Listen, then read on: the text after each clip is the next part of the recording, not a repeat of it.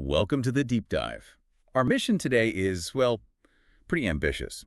We're aiming to cut straight through the noise and find the empirical blueprint for a life genuinely well-lived. This deep dive is basically your fast track into the foundations and the practical applications of positive psychology. And we're drawing from some pretty extensive academic research here. It really is a crucial shift in perspective. For decades, traditional psychology operated a bit like mechanics who only ever studied broken engines. Right, focusing on what went wrong. Pathology. Exactly, primarily pathology. Yeah. Positive psychology, or PP, decided, hey, let's start studying the Formula One winners.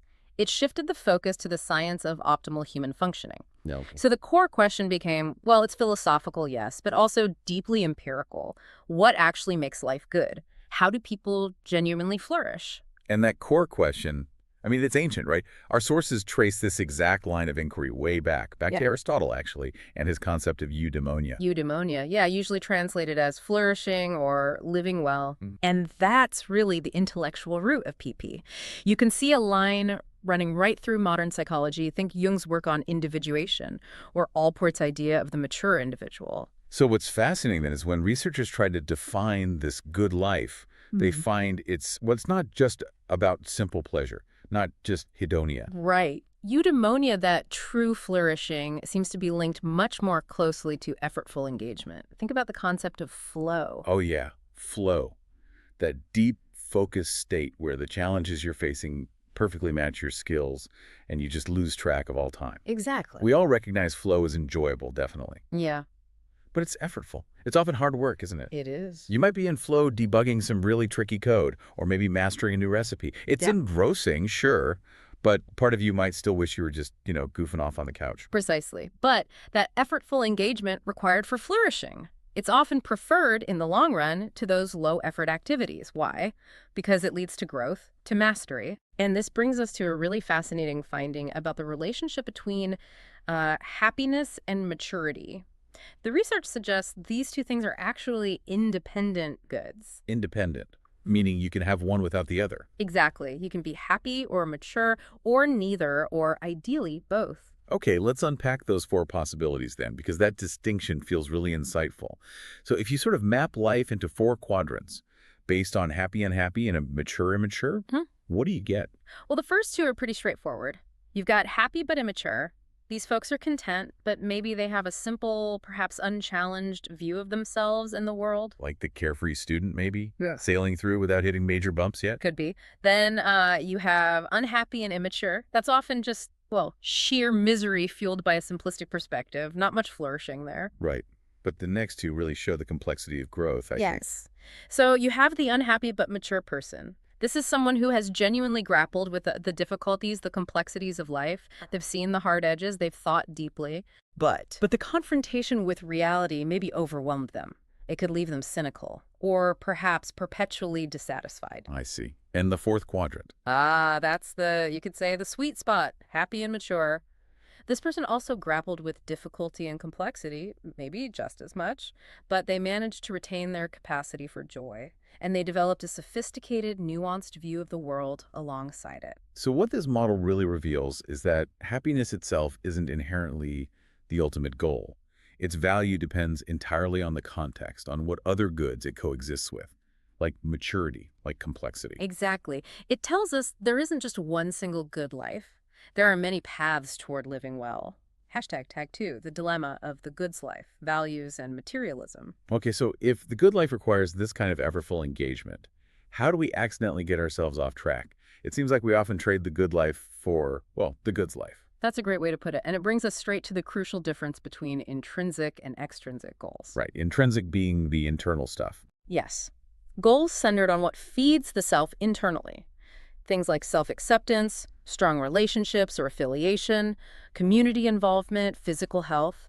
Extrinsic goals are the external rewards: money, fame, image. And the data here is strong. Extremely powerful. The research shows, pretty consistently, that a high emphasis on extrinsic goals is associated with a significantly lower quality of life overall. Okay, hold on a minute. From a practical standpoint, isn't focusing on wealth and fame just, well, ambition? Isn't striving for security just being responsible? Why does that kind of ambition correlate so strongly with unhappiness? It seems to be because the focus, the locus of control and validation, is placed outside the self. The empirical correlations are really compelling. Chasing external rewards appears actively detrimental to well-being. Detrimental how? Yeah. Like specifically?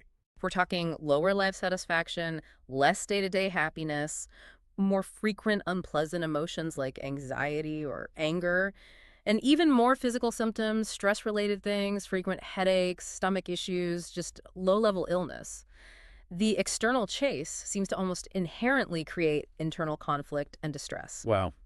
Okay, so this highlights a major paradox that our sources point out. You called it the behavioral gap. Yes.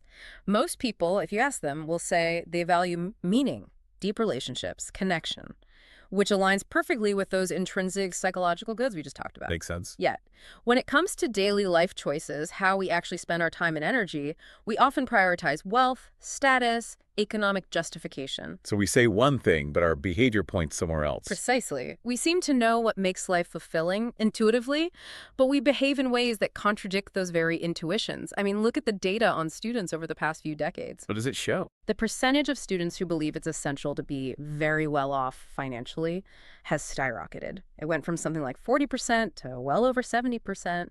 And relatedly, we tend to work increasingly longer hours. Even though we value family and friends. We do, but we justify staying late at the job, maybe chasing that promotion or bonus, because the economic reward feels more immediate, more tangible, maybe more urgent than the slower, sometimes harder work of nurturing a relationship or pursuing a personal passion. Hashtag tag 3, the paradox of choice and the cost of maximizing. That contradiction, knowing what we want, but often pursuing the opposite, seems perfectly captured in this idea of the paradox of choice. We're taught, I think, culturally, that more options mean more freedom, more autonomy, and therefore, logically, more well-being. But empirically, the research suggests that's largely false. It's genuinely one of the most counterintuitive findings in the whole field of positive psychology. As choice and affluence have exploded, especially in developed nations, they've been accompanied by a measurable decrease in overall well-being.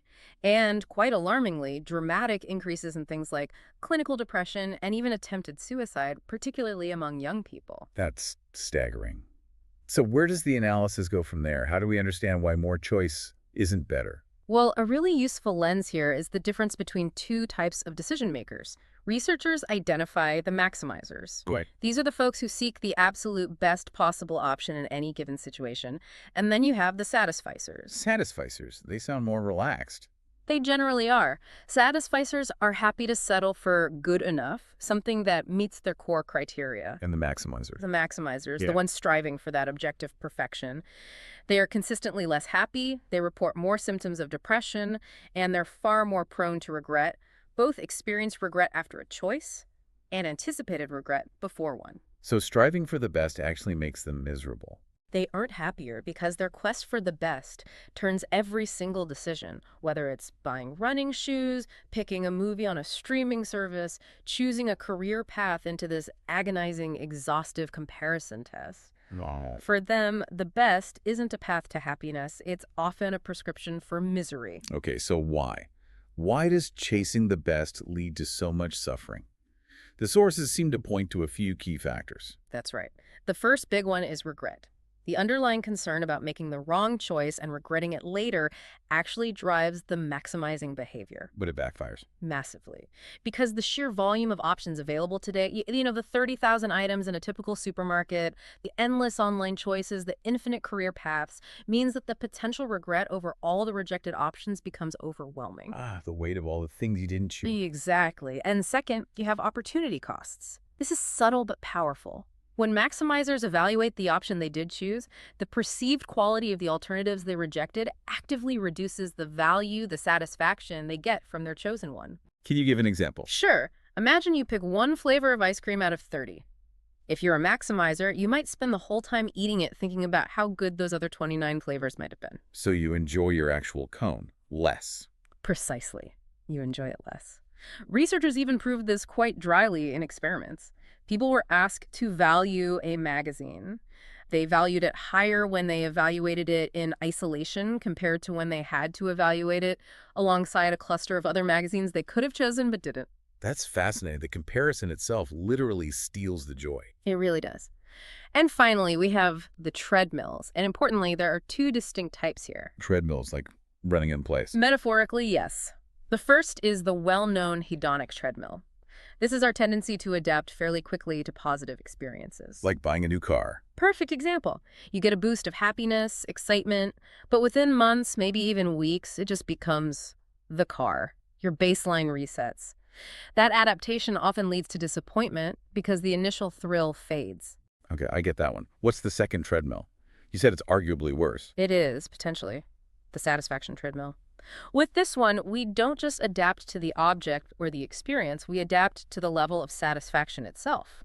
Our expectations rise. How does that work? It means that what used to make you feel satisfied no longer does. You need something even better just to reach the same level of satisfaction you felt before. This drives a continuous, often exhausting, and ultimately unsatisfying chase for a higher baseline of happiness that just keeps moving further away. And maximizers are especially prone to this. Particularly susceptible, yes, because they tend to believe that finding that elusive best option will somehow break them free from the treadmill, but often all they're really doing is raising the bar for their own minimum standard of what constitutes acceptable happiness, making it even harder to reach. #IFWV. Actionable strategies for sustainable well-being. Okay, so if maximizing our choices and chasing external goals often makes us miserable, where should we be focusing our energy? The researchers offer something like a formula, right, for chronic happiness levels. Yes, and this is a really critical breakdown for anyone listening who wants to make practical changes. They've identified 3 main components that determine your sort of baseline happiness level. What are they? First, you have your set point. This accounts for about 50% of the variation between people. It's largely fixed, a biological component heavily influenced by genetics. 50%. Okay, that's a big chunk we maybe can't control much. Right. Then you have your circumstances. These are the major life events and situations, things like income level, job status, marital status, where you live. Surprisingly, these only account for about 10% of long-term happiness. Wait, hang on. Only 10%? That seems almost unbelievable. Are you really telling me that landing a massive raise or moving to that dream house on the coast only accounts for a tiny fraction of my long-term happiness? That's what the longitudinal data strongly suggests, yes. We adapt surprisingly quickly to circumstantial changes. The big raise becomes the new baseline salary. The amazing beach view just becomes the view. It normalizes. Wow, okay, so 50% genetic set point, 10% circumstances. That leaves 40%. Exactly. And that 40% is where the power lies.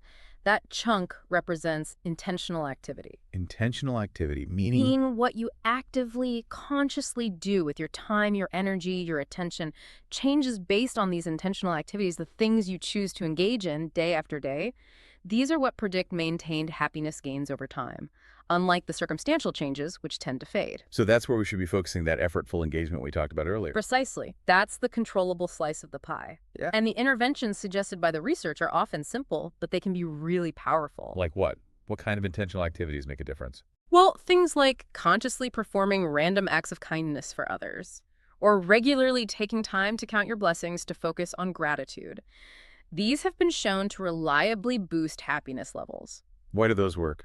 The thinking is they might directly satisfy that basic, fundamental human need for relatedness, for connection, for contributing positively.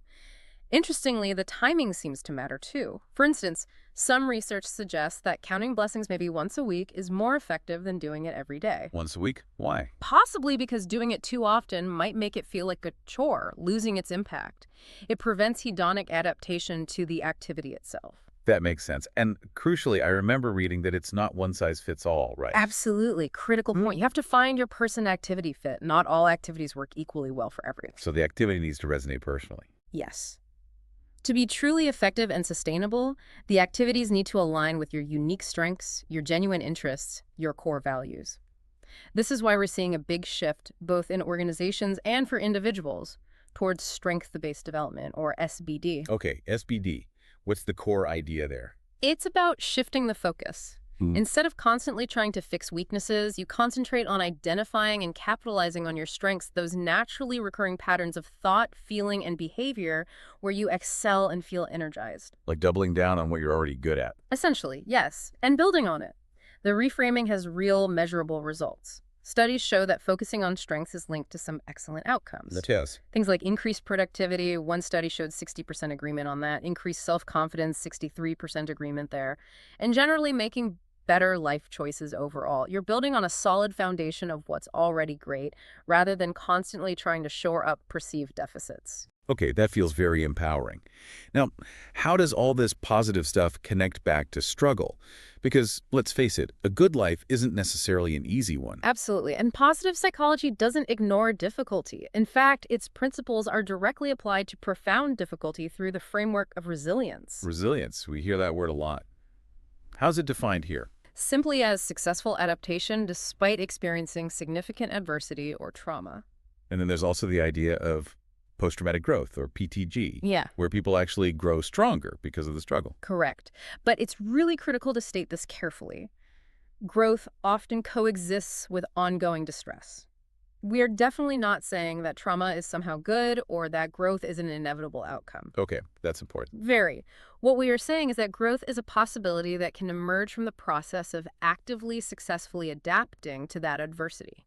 It's about finding meaning and strength amidst the struggle. And this links directly to what's sometimes called positive clinical psychology. Right, so instead of only focusing on fixing what's broken, symptom reduction. Exactly. This approach aims to move beyond just symptom relief. It actively rejects what some call the illness ideology, which can sometimes pathologize normal problems encountered in living. So what does it do instead? Instead, approaches like, for example, well-being therapy, WBT, which is often based on optimizing Carol Wright's 6 dimensions of psychological well-being, like self-acceptance, autonomy, personal growth, etc., focus on facilitating sustainable increases in overall psychological well-being, going beyond just not depressed to actively flourishing. And this can even help people who struggle with traditional therapy. Yes, there's evidence it can even support treatment adherence and improve outcomes for individuals who might find conventional treatment plans difficult, perhaps because the focus resonates more deeply with their own goals for a better life, not just less illness.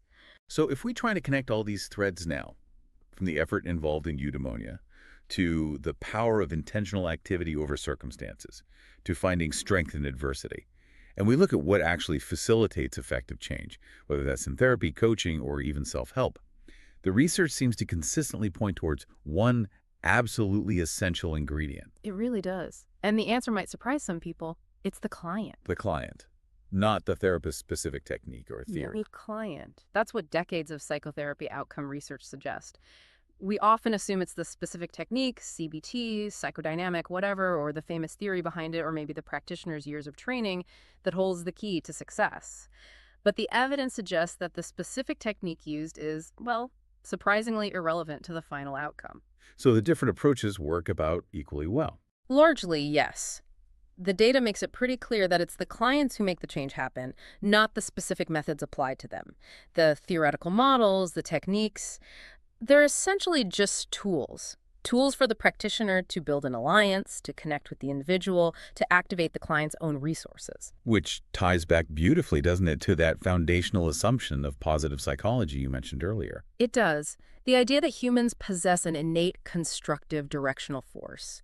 Carl Rogers called it the organismic valuing process, basically an inner guidance system, if you will, that naturally drives us towards growth, health, and flourishing. So any practice, whether it's therapy, coaching, teaching, even parenting. It's only truly effective when its agenda aligns with the internal agenda, the innate striving of the individuals it aims to serve. If we genuinely want to facilitate growth in others or in ourselves, we absolutely must honor that internal directive toward flourishing. Okay, so you've heard the research we've covered today. We've seen that knowledge, maturity, and growth seem to be facilitated not by seeking constant comfort, but actually by reflecting on multiple perspectives, by engaging in that effortful challenge, the very things that lead to flow, to resilience, to a mature engagement with life. So if the endless pursuit of ease and passive pleasure leads down the path to the satisfaction treadmill and maybe the misery of maximizing, the final question for you listening right now is this. How might you begin to reorganize your life or even just your immediate environment starting today to consciously support the pursuit of effortful engagement rather than defaulting only to the pursuit of comfort and ease? That really is the ultimate question, isn't it? How to turn the science of the good life into your life, well lived.